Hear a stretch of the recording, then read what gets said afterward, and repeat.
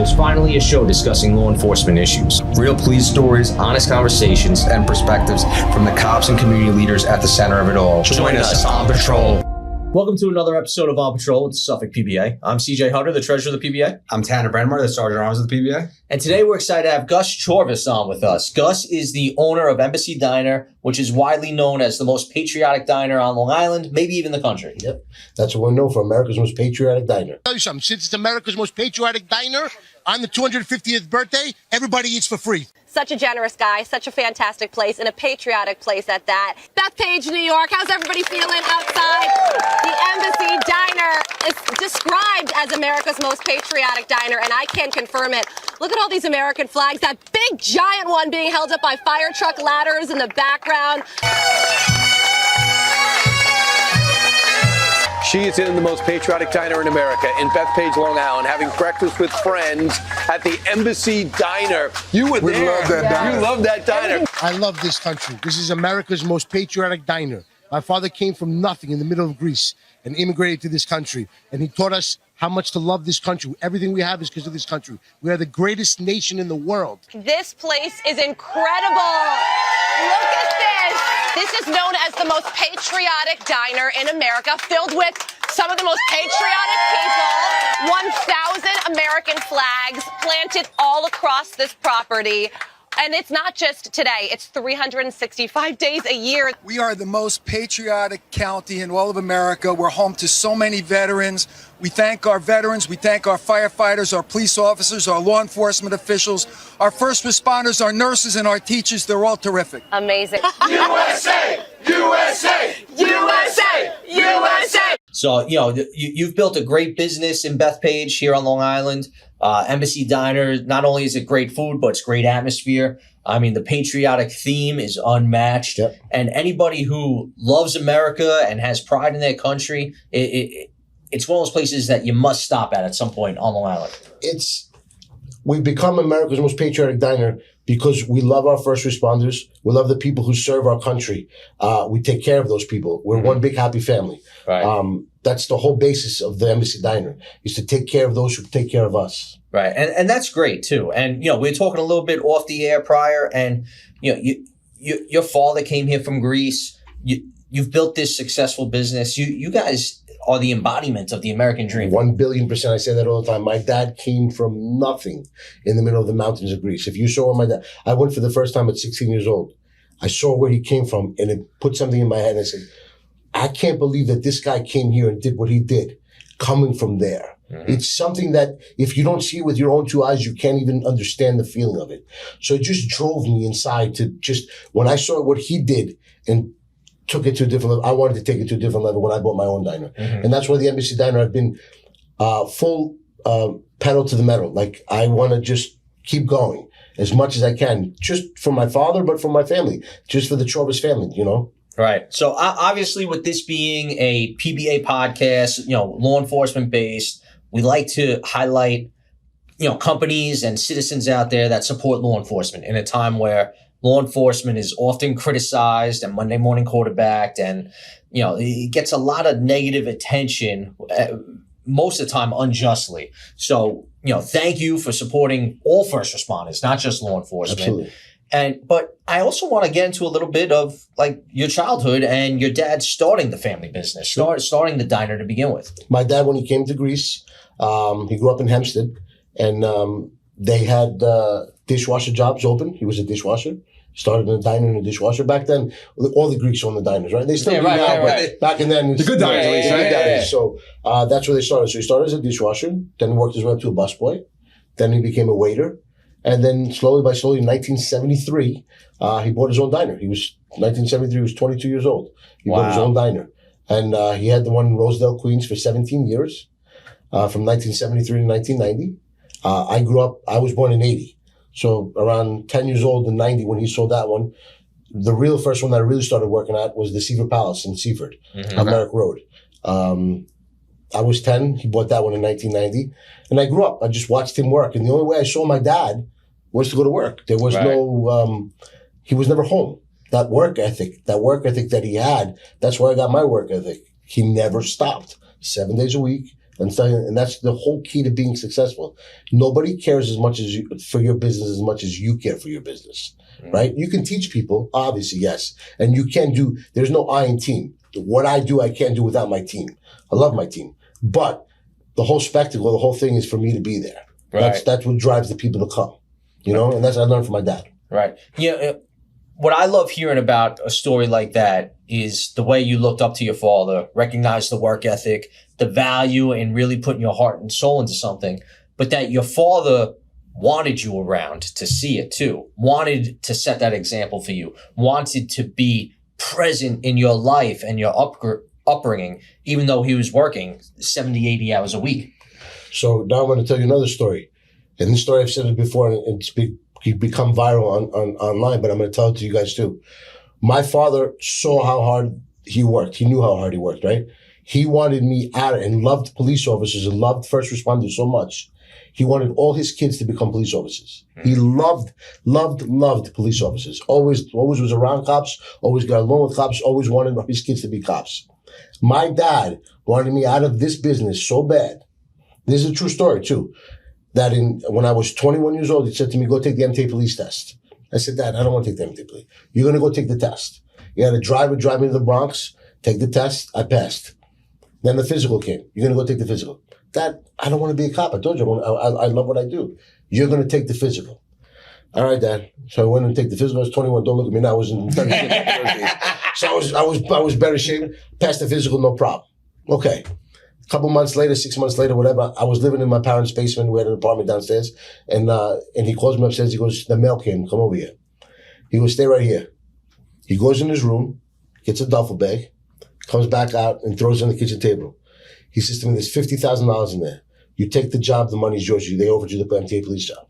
That's how bad my dad wanted me to become a police officer, wow.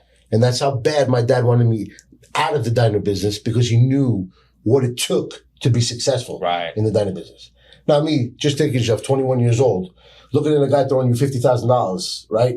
I'm saying if this guy's $50,000 to throw at me, why would I ever leave the diner? Why would I ever leave the diner? Yeah, right. You know what I'm saying? So, most cops don't have that money in the duffel bag to throw at their kid. So, but again, what he had from the hard work that he made. But that's how bad he wanted me out. That's a true story. I've said it before. It's been a thing, but I'm going to say it again. That's 100% true story. And that's how bad he wanted me out. And ended up, the story goes, my brother became an NYPD cop. Yep. My sister became an MTA police cop. My other sister became a Nassau County cop. My brother-in-law is an old Westbury police officer. I'm the only one who never did. But that's how bad my dad wanted us to be police officers. Did your dad offer the same $50,000 to the other kids? I'm assuming he did. They haven't told me, but I'm assuming they did. Yeah, I'm assuming they did. So I was fortunate enough to work with your brother Billy in the NYPD before I came out to Suffolk County. And Billy was a great cop when I worked with him. And I know as time went on, he ended up earning himself a promotion to detective as well. Second grade detective as we speak. Oh, that's great. Second grade detective. He's got a couple more months left. And he retires, 20 years. Oh, that's great. Yeah. I'm happy to hear that, a guy that I knew very well, worked with, I had pride in being his friend because he was a great person. I love hearing that he continued to have a successful career. Yeah, he loves you. He talks so highly about you. Yeah. So, your father, now that you're in the diner business, anytime I've walked into the Embassy Diner, you're there. You're there. If they're open, you're there. I see your father there still too, all the time. He won't stop, that guy, man. He's 75 years old. He's retired. He had the diner in Islip. He's retired. He was Oconee Diner. He retired when I bought the embassy. He stayed on a couple more years with the Oconee, but then he saw how well I was doing. He's like, you know what? My son's doing well. My other kids are police officers. I'm going to relax now, Good for him. Relax. But now relax is at the diner every night, 7 nights a week, bossing people around. And when he has no hobbies, man. Those guys who came from Greece, who came from they have no hobbies. Right. He doesn't know anything else. The only thing he knows is work. Right. He knows nothing else. Me, I was born here, right? I have 3 beautiful kids. If you told me to stay with my kids every day, I would. Those old school guys, they can't do that. Mm-hmm. They don't know how to do those kind of things. They don't know how to relax. Right. Now, what's it like? Because your father built up a great business in his own right, taught you the diner business. Having him there all the time, obviously it's a wealth of knowledge. every once in a while, does he try to tell you to do something a little differently? You have no Dad, idea. yo, shut up. I got it. This one's mine. So let me tell you something. Just so happened yesterday. My dad is 75 years old, right? I hope he lives to 105, 120. He does things because he thinks he's doing the right thing. It's not the right thing, but he thinks he's doing the right thing, right? But I love my dad. I would never go against my father. I just, try to calm and relax because you never know when your last time is going to be with your dad. Right. Absolutely. So I don't argue with my father. He's 75. There's no reason for me to argue with my father. I try to tell him in a nice way afterwards, hey, listen, maybe we shouldn't do it this way. But I would never go against my dad. There's only so much precious time you're going to have left with your father at that age. So Yeah, that's a beautiful thing that you guys are able to spend that time together. And I'm sure it's a different, totally. He's not probably as stressed out because it's not his business anymore, but he could give you everything he's learned. Absolutely. And I take everything. I wouldn't be where I am without his knowledge, right? I wouldn't be where I am with his knowledge. Now, the difference is I took the knowledge to a different level, right? Because I had the education. He didn't have no education. I had the education and the knowledge from him, the street smarts from him to do what I'm doing now, to take it to the different level. Now, with the business growing, your family members, they all still help out too. Last time I was at the Embassy Diner, you actually had Fox News there, filming Fox and Friends. You guys are featured on these national news outlets all the time. Absolutely. And Billy was there working for the day. Absolutely. My brother comes and helps me out as much as he can. He knows. My brother knows that I have a family. I have 3 little kids, 8, 6, and 4, right? So 2 daughters and a son. Thank you. So I don't see them. So my brother knows, and my brother's, single guy, not married. So as much as he can help me, for me to go spend time with my family, he will. Yeah, that's why great. I love him. So what awesome. A great guy. That's why I love him. That's why I got my dad and my brother there to back me up, which is a beautiful thing. Oh, that's great. That's great. I assume it's invaluable to have family there with you, people you can trust, and that they're going to try to do the right thing. Even if in the end you say, you know what, maybe let's do it different in the future, that when they were taking whatever action they had to take while you weren't around, they were in the right mindset. It was 1,000,000,000%. They were looking out for you. The best feeling in the world. Like I said, my father makes decisions all the time. He means well. In his heart, he's doing it for the right reason. Right. Sometimes not the right reason, but not the right thing to do. But it is what it is. He meant well. Is the bottom line. Right. So, I just touched on it. You guys are, the center of attention on Fox News. Fox and Friends. You've been on all sorts of outlets. I've seen you covered by ABC, CBS. All sorts of outlets have covered you, your events, the diner, the patriotism that comes out of there. When did you start getting that kind of attention? How did that all start up? Well, the first time that we were on Fox and Friends was actually through an organization. You guys probably know. It's called Project Thank a Cop. Oh, I love Project Thank a Cop. So Andy and Megan, they are great people. They were it was the anniversary of Project Thank a Cop, and they chose the diner to do it. So Lawrence Jones came down, and they knew what kind of people we were at the diner, how much we love law enforcement and all our first responders. So they said, what better place to pick than the Embassy Diner? And it was beautiful. We had a great time. It was all over the national TV. Lawrence Jones is the man. It was really nice. Now, the second time since we are America's most patriotic diner, and it got out that we're America's most patriotic diner, Fox and Friends decided to do America's 250th birthday on July 4th. They could have chosen anywhere in the country, and they chose the Embassy Diner. That is so cool. Which is huge for us. It was a huge honor because, like I said, they could have chosen anywhere. So Carly Shimkus came down, and we had a huge, huge birthday party in the morning. I closed the parking lot down. I put tables outside. We had over 2,000 people there. Oh, that's awesome. And everybody ate for free. That's awesome. Everybody ate for free because that's super generous. It was America's birthday. Gus, you are the founder of, you and your father actually, of this great establishment. Why are you so passionate, not just about cooking food, but serving law enforcement? My brothers and sisters are all police officers. I grew up around police, all of them. My brother-in-law's a police officer. I grew up around, I'm the only one in the food business. Wow. But I feed them though. But we love law enforcement. We love first responders. That's what it's all about. We should serve them. We should honor them and cherish them every day. So y'all started something that was just incredible. Andy, we got Megan behind me as well. Y'all started Project Thank a Cop. Yes. Why was that important to start? It was important because we were at a time where civilians didn't really have a good feeling towards law enforcement. And we wanted to send the message out to these guys who are dealing with really bad circumstances every day that we care about them, that we support them, that we have their backs in spite of what they're hearing every day. They have a very difficult job, and we want to let them know that we appreciate everything that they do. Megan, do you get the impression that the tone has changed? You know, it was this anti-cop rhetoric all over the country. And then the criminals start running the streets. Yep. And now everybody wants the cops to come save the day again. Right. Well, we wanted to let them know that, officers aren't called for birthday parties. They're called when you're at your worst. So we wanted to, just reiterate and let them know that we do appreciate them and they are needed. That's the most important thing, is that they are needed. So one of the things that you do as well, Gus, is you keep them fed. You keep the cops fed. Cops like to eat, and they don't make a lot of money, so they need the extra calories that they can get. Why is that important to you? Like I said, they do so much for us. The least we can do for them is small little things like that, by feeding them and being there for them. Because again, the tone is changing in this country, and that's a good thing. So, do you think people's,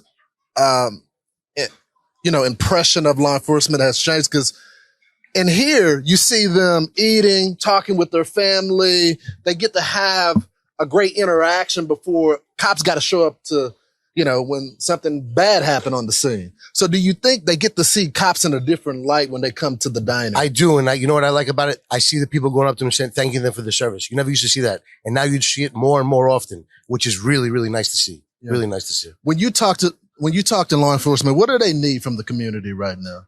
They just need the most basic thing. They just need a thank you. They just need to know that they're appreciated, that when they go out to something, that when they're helping people, that everybody just appreciates what they do and how hard they're working. It's a thankless job and it's a tough job. Every day is just filled with difficulties, and they just need to hear that people care about them and that we have their backs. And you don't know where they just came from. That's the whole thing, is you don't know what they just saw. You don't know what they just dealt with. So literally, words are free. You can speak and you can say the kindest things and it costs you nothing. Mm. So to walk up to somebody and just shake their hand and just say thank you, whether it be a veteran or a police officer or a firefighter, you just speak up and do the right thing. Be part of the good in the world. That's right. Thank you so much. I appreciate it. What's the website for your the Project Thank a Cop? The website is www.ptacop.org. I'm talking about. You should go to the website right now. And if you're in the area on Long Island, you should come to Embassy Diner. Yeah. It's food everywhere around here. That's super generous of you. And I don't want to ignore the fact that, with all the accolades you get, you don't forget the accolades you get. You don't forget the people that support you throughout the year. And during big events like that, big times, America's birthday, you threw a birthday party for everybody to come celebrate. Absolutely. Right? You're feeding these people. That's got to be thousands. It was thousands of people. Thousands of people. Tens of thousands of dollars that you're basically donating back to the community. Donating back to the community, but there's no better way to spend your money than to rally around your country. Oh, yeah. I say this all the time. No matter what you are, it doesn't matter what you are. There's one thing that should always unite us, always. The United States of America, the love of our country. It should always unite us. That should be our common thread, is the love of our country. Yeah. That's awesome to hear you say that, because I feel like a lot of people that have grown up here for generations, they maybe don't have the same appreciation that you have, even though your family came here, your dad came here on his own, and he's able to build this life, and you've even made it better. It's awesome to hear you talk like that about this country. We're the greatest country in the history of the world. There's nobody better than us. We should all love and respect our country. That's again, I don't care if what side you're on. Love of country should unite us all. Right. It makes me think about too, like with everything going on this day and age in our country, there's obviously a lot of debate about border security, illegal versus legal immigration. Obviously, this country was built on immigrants. Legal immigration has its place here. It's invaluable. That's how this country continues to grow. My father's a legal immigrant. Right. He immigrated to this country, became a legal citizen. Right.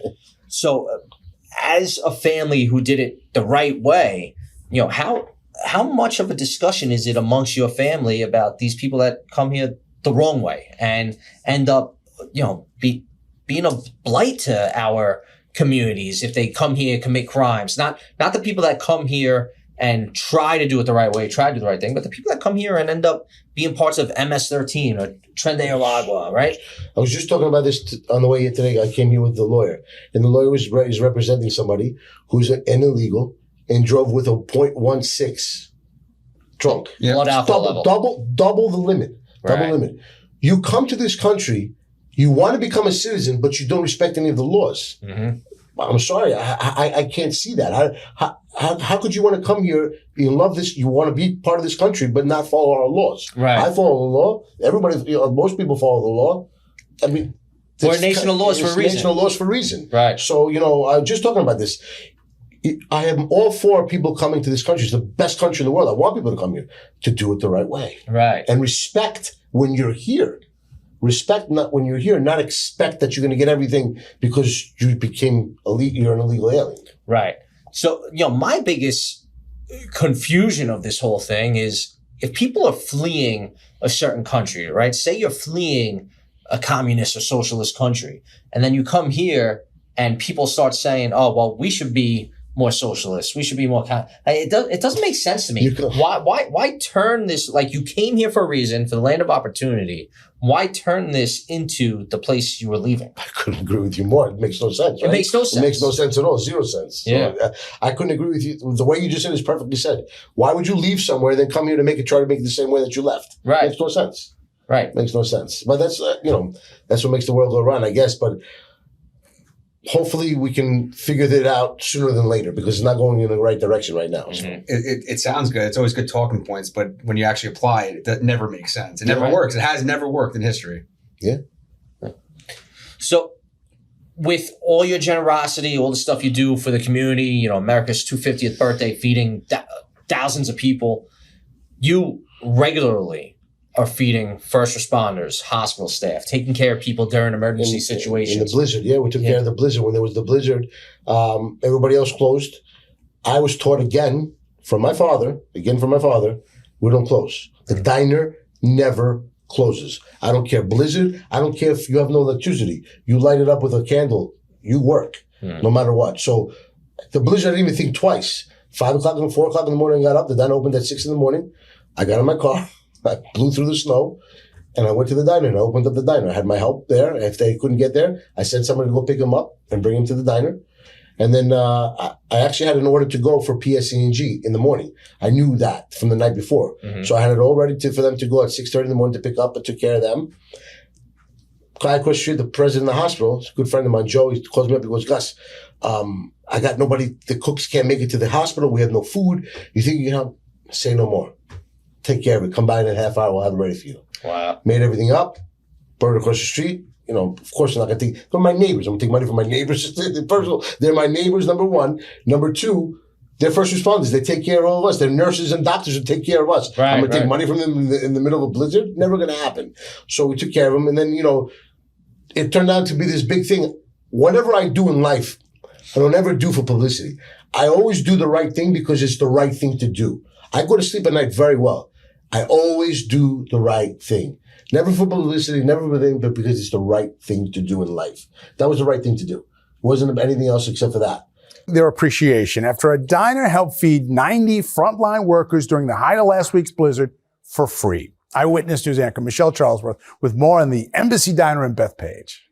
I just sent over pancakes, waffles, French toast, scrambled eggs, bacon, sausage, corned beef hash, French fries. People. For 80 people. And we got it done in a half hour. And no bill? No bill. No. That was your idea? That was my idea. St. Joseph Hospital across the street sent us this picture of the breakfast for 90 staff members the morning of the blizzard. People were sleeping on cots at the hospital. Where did they sleep? In the booths. In the booths. In the booths. The hospital president ordered the food for folks who worked overnight. It wasn't just, anything. It was diner food. It was diner breakfast. There's nothing better than diner breakfast. No pictures that day from Gus because he didn't want any fanfare.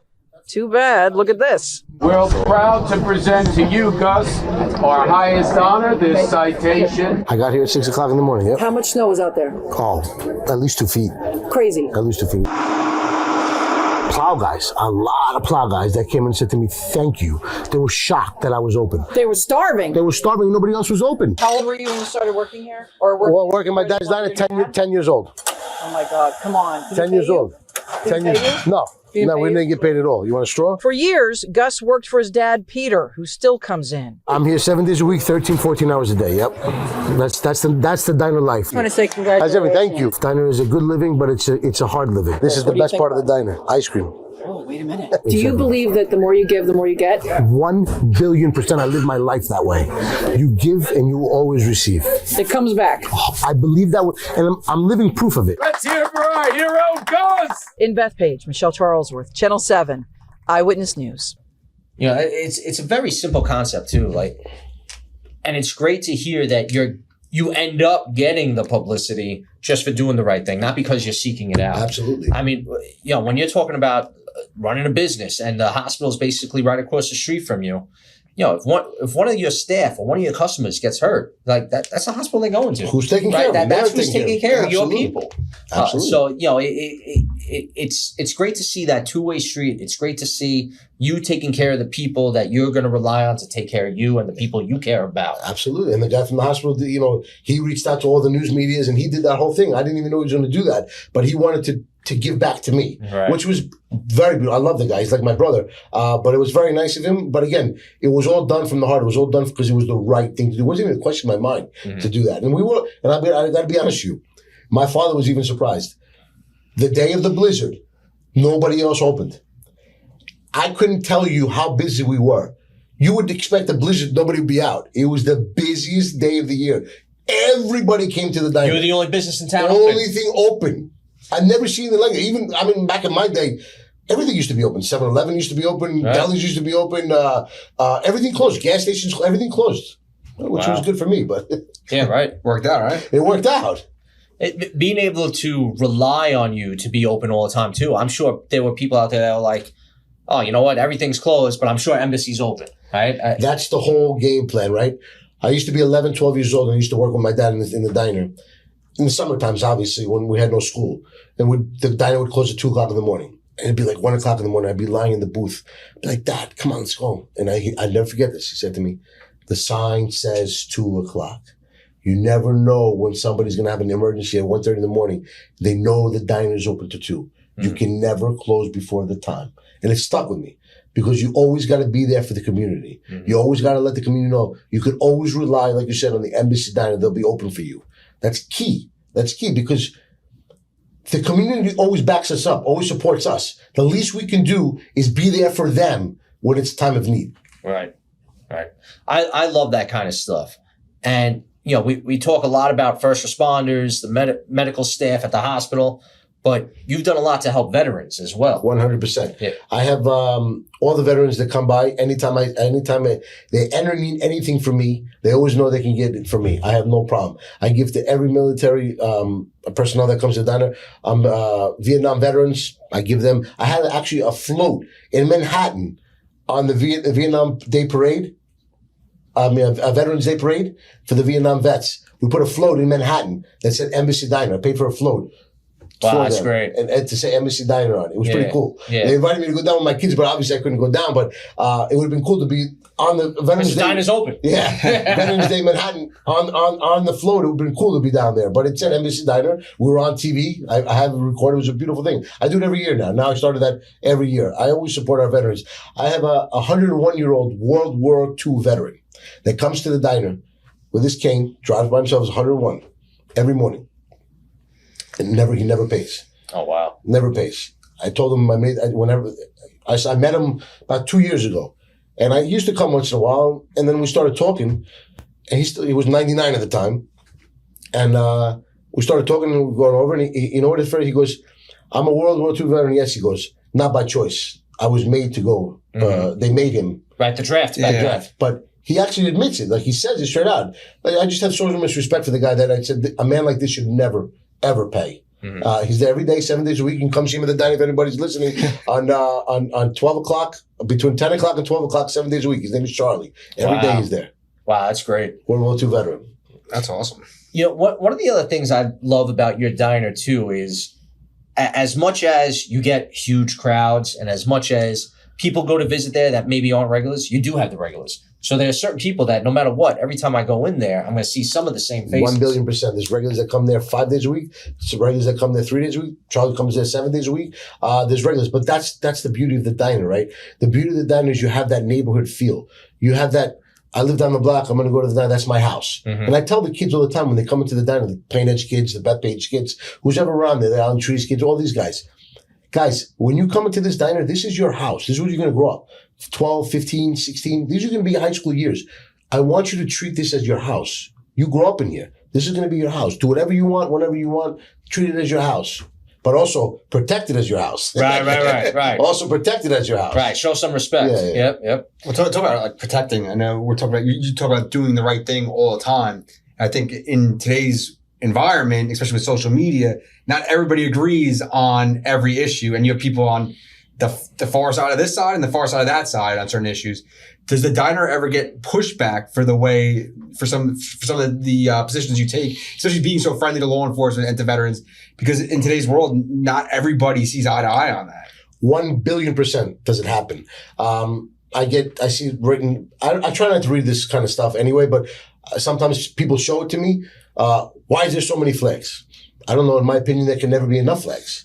I agree with that. 100%. Simple answer. So, I don't even pay attention to, again, it takes a lot of people to make the world go around. Do I get flashback? Oh, I'm not.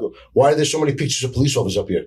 Because my brothers and sisters are police officers and I love police officers? Is there a problem with that? I don't know. There's not really, there's too many flags in here. Okay, sorry, then maybe you shouldn't come. I don't know what to tell you. Yeah, right. If you don't love our country, I don't really want you in the diner anyway. It's America's most patriotic diner. You don't belong in there. Even when we were on Fox and Friends, people had said, oh, look at that, they're on Fox and Friends. It has nothing to do with Fox and Friends.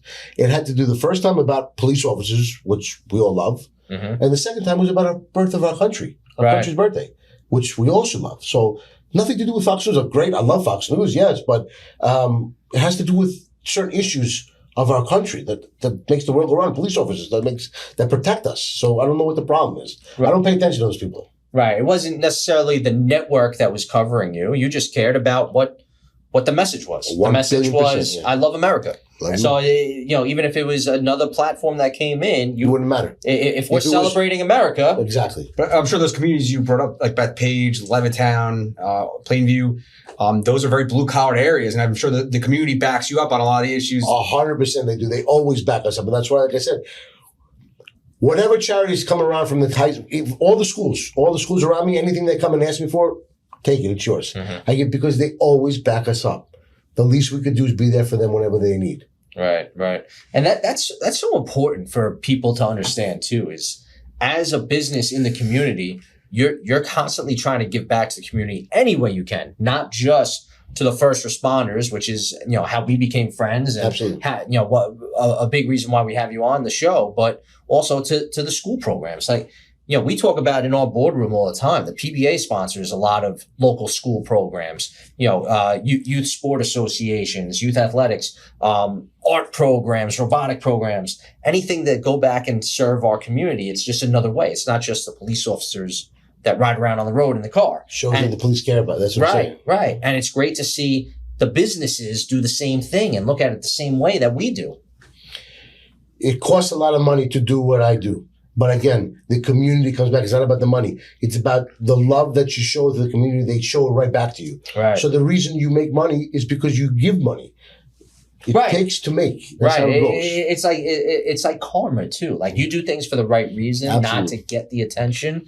The karma comes back around. You've been successful because you're just trying to do the right thing anyway. Exactly. And people recognize that. 100%. They know when it's fake and when it's not fake. Yes. They know when it's genuine and when it's not genuine. Everything I do is genuine. That's why you see online people that are trying to copy me. Oh, let me give you this gift card for $100 to come by. They can never do what I do because they're not genuine. Right. They're not coming from here. It's a big, big difference. People are not stupid. People understand. Yeah, people see through bullshit. Yeah, absolutely. And when you're doing it for the genuine right reason, people recognize it very quickly. 100%. And then also, when you do things for the community, rally around the community, like I said, we're going to do the September 11th drone show. Right. I wanted to talk about that next. The drone show is a great idea. We did it last year. It was a drone tribute show for 9/11. I had a couple guys that I know reached out to me and said that I knew did drone shows. And I said, let's do a 9/11 drone tribute show in honor of the fallen people that died that day and the first responders and everything. So he helped me out. We got permission from the FAA. We closed the airspace around the diner. And this was last year. We did it, I think, September 9th, September 10th. I'm not sure what day it was. This year it's going to be on September 10th. It was the first time we did it last year. It was on a whim, and we almost had around 5,000 people there. Embassy Diner, the home of the brave. If you are in the military, a veteran, or a first responder, tonight is another way we honor your selfless service and sacrifices. It is a way we honor our heroes and remember each and every person we lost as a result of the September 11th attacks on America. It is my sincere hope that when you gaze upon the shimmering lights in the night sky, you will reflect upon the lights in our life that we lost on 9/11. God bless America. We will never forget. That's incredible. 5,000 people. And, it's such a great showing of respect and love for the country. But I don't think a lot of people, until they get to hear about it from you, realize the amount of work behind the scenes that goes into something like that. Because, you had to get clearance from the FAA for the airspace. Absolutely. A lot of people won't even know how to start looking into doing something like that. It was not easy. Now I'm used to it. Now, I already applied from 6 months ago for this year. I already did that right away because it took a while. But we had to do that. We have road closures. We have protection, safety of the community, which thank God the police help us with. Huge for us. If it wasn't for them, we wouldn't be able to do. So it's a whole bunch of details involved. Now this year we're going to have to figure out busing because we're expecting a lot more people. Wow. So we're going to expect to park people somewhere down the block from the diner and bus them toward the diner. We have the big showmobile. We're going to have all the politicians there. We're going to have some singers there to sing the Star Spangled Banner and, all that kind of stuff. Yeah. You said 5,000 people last year, right? And you did it on a whim, so I'm sure you didn't really market it out that much. How many people are you expecting this year? If you can give us like a ballpark estimate. My goal is to have 25,000 people. I'd be happy with 15, but my goal is 25,000 people. Wow, that's incredible. That's my goal. That's and awesome. I want to make it happen because we're gonna present it to everybody to make sure because again, this is for the community. This is show. And then last year we had 350 drones.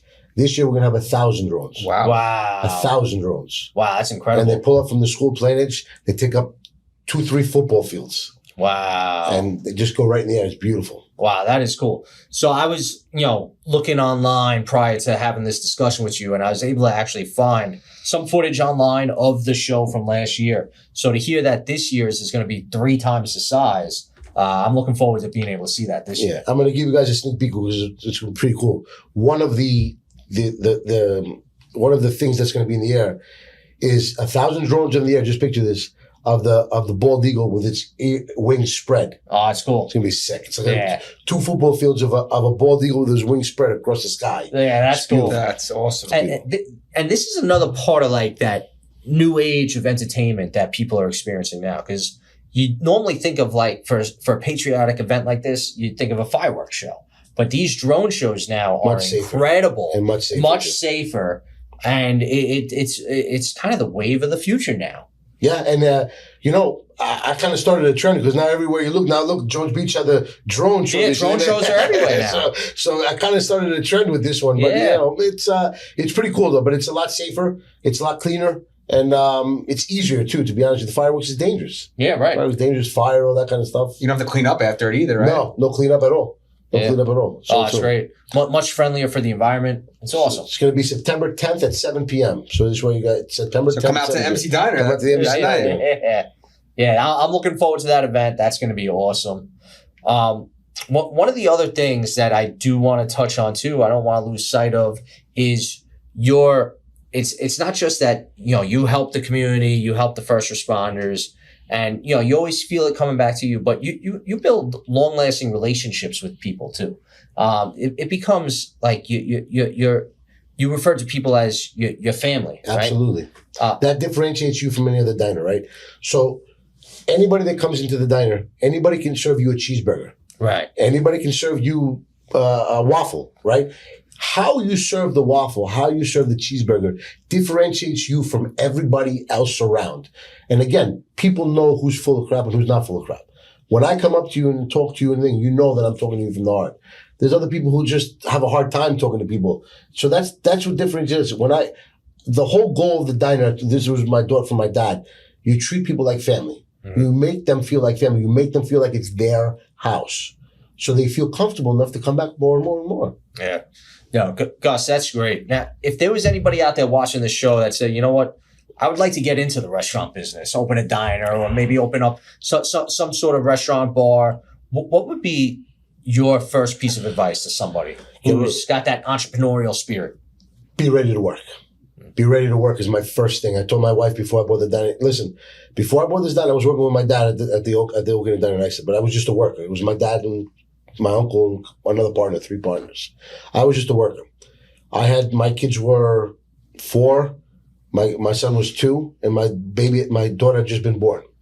It took a lot of guts to leave my dad and go on my own with 3 kids. That's a big risk. It took a lot of guts. Yeah. And I told my wife, I said to my wife, and my wife's a teacher in Lucas Valley. She's a teacher, a school teacher. So I told my wife, I said, listen, I'm not going to be home. If we do this and I do this, just so you know, I'm going to need your help. When I have to, as a family, I have to understand mentally, I will not be home, especially the first year. There is 0 chance you'll ever see me. I'm going to leave at 8 o'clock in the morning, come at 11 o'clock at night. And that's what I did. Mm-hmm. It was very hard in the first year because you're building something. Right. You need to build something. So my advice to the person who is looking to get into the business, you just don't, everything I have, I deserve. I work for what I have. When my dad said to me, oh, you're going to go get this kind of car. I work. If anybody wants to come and work like I do, they can have anything they want. Mm-hmm. I work for what I have. Nobody hands me nothing. Yeah, right.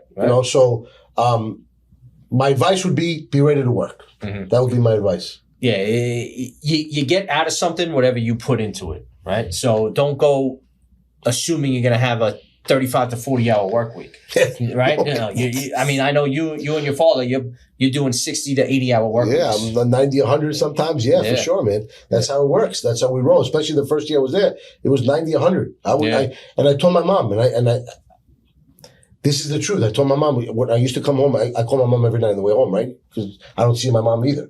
So and you're a good son. I call my mom and check up on her, make sure everything's okay. So I call my mom every night. Again, because you never know how long your mom's going to be there, right? Mm-hmm. So I would tell her, I said, I don't know how I'm doing it. My mom told me one thing, and I never forgot it. She goes, the only way you're able to do what you do is true. 90, 100 hours a week and 3 kids at home and a wife. God gives you the strength to do it. It's true. Mm-hmm. God gave me the strength to do what I had to do that first year. That first year was hard, man. And look what I built. Right. And look what I built. And I sit back sometimes and I say, I don't forget, right? You never forget where you come from. You never forget how much blood, sweat, and tears I put in to make the diner this busy. And I remember the first year I used to get emotional. I used to see the line at the door in the beginning and I used to get so emotional and say, wow, I can't believe I created this. Right. Like it's a sick feeling to build something and to see it work. It's pretty cool. It's something you can really take pride in. I'm telling you, I used to get, in the beginning, the first year, every time I used to see it, I used to get like a tear in my eye and get pumped up and say, this is amazing. It's crazy. It's like, it's something I can't even describe. It's like God blessed you. Yeah. Mm-hmm. It was amazing. Amazing. I'm glad to hear, the attitude you have behind this because it's something that my father always tried to preach to me, outwork the competition. You get out of something whatever you put into it. So, the value of the work ethic you have that your father passed down to you, and now it sounds like you're going to be passing down to your children. Yep. That kind of work ethic and that respect for people and your community around you, I think it's great. It's a pleasure to have you on the show. It's a privilege to have you as a friend. You kidding me? I appreciate you guys inviting me here. I was so excited to come over here because, like I said, my father loved police officers. I grew up with all police officers. Right. All you guys are my family. I consider all the police officers my family. And I tell the guys every time, this is the way I tell to the kids that come into school, the police officers that come into the diner, even the Oconee Diner, they should feel like you're home. You should come in here. And anybody who comes in off duty, even when they come to the Embassy Diner and they look at the pictures and the first time there and they say, wow, this is really a cop's diner. I say, yeah, this is your house. Mm.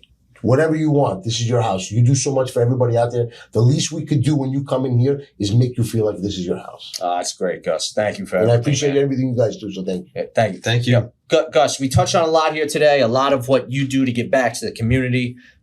Is there anything that we didn't touch on that you were really hoping to get out there to the audience? No, we hit on everything. I wanted everybody to know about the Drone Tribute Show this year because I really want that to be a lot of people there. So no matter where you live, you're all welcome wherever you are.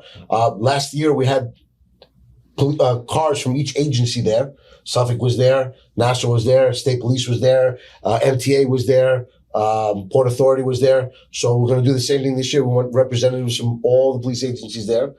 Because everybody lost somebody in 9/11. Yeah, absolutely. So I would love to have you guys there. So that's great, Gus. Thank you so much for everything you do for the community. Thank you for your friendship, and I look forward to seeing you again soon, man. Thank you, brother. Thanks for coming on the show. Appreciate it. Thank you, guys. Thank you very much. Thank you. Please remember to like, share, follow, and subscribe.